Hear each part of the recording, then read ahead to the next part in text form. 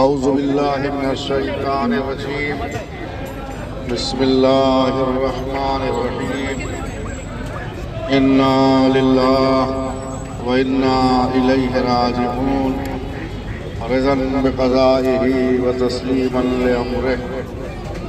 عزاداران مظلوم کربلا،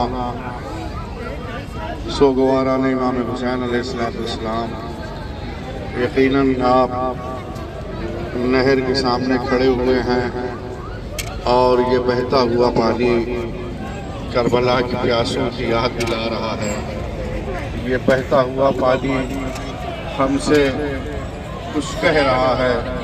یقیناً وہ منظر آپ کی نگاہوں کے سامنے آیا ہوگا، ایک منظر مولا کائنات کی زندگی کے ساتھ جب امام علی علیہ السلام خطبہ دے رہے تھے، ایک مرتبہ حسین پیاس لگی، امام حسین نے پیاس کا اظہار کیا۔ اظہار کرنا تھا کہ مولا کائنات نے کہا کون ہے جو حسین کے لیے پانی لائے۔ بازاداروں، اتنی دیر میں عجب منظر لوگوں نے دیکھا۔ کیا دیکھا کہ جناب عباس پانی لیے ہوئے چلے آ رہے ہیں، اور جب پانی جناب عباس لے کے آئے ہیں، عالم یہ تھا کہ علی کی آنکھوں سے اشک جاری ہوئے۔ ادھر علی کی آنکھوں سے اشک جاری ہوئے۔ لوگوں نے سوال کیا، مولا یہ خوشی کا مقام ہے۔ ایک بھائی نے پیاس کا اظہار کیا، دوسرا بھائی پانی لے کے حاضر ہو گیا۔ مولا یہ خوشی کا مقام ہے، کیوں آپ کی آنکھوں سے اشک جاری ہیں؟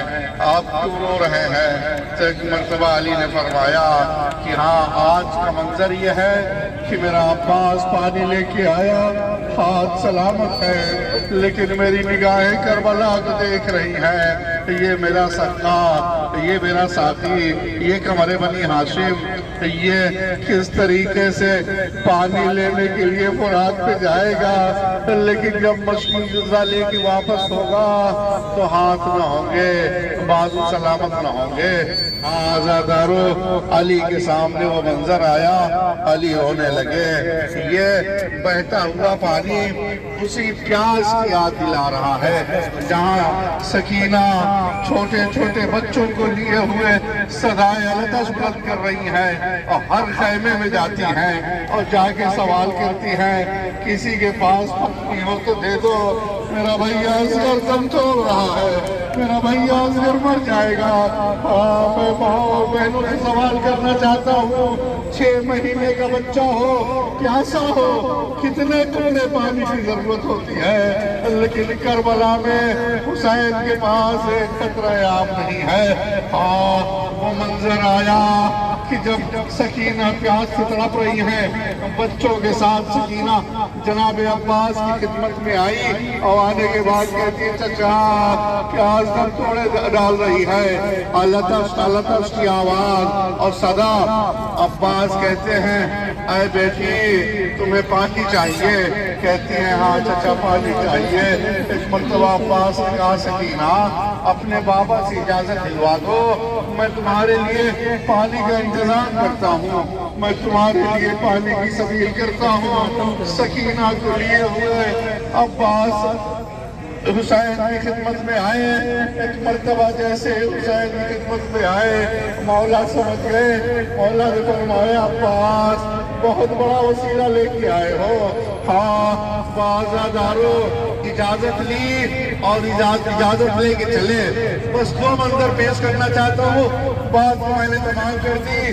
پانی کو بھرا اور پانی لے کے جب فرات سے آپ خیمے کی طرف واپس آ رہے تھے، بچوں نے علم آتے ہوئے دیکھا۔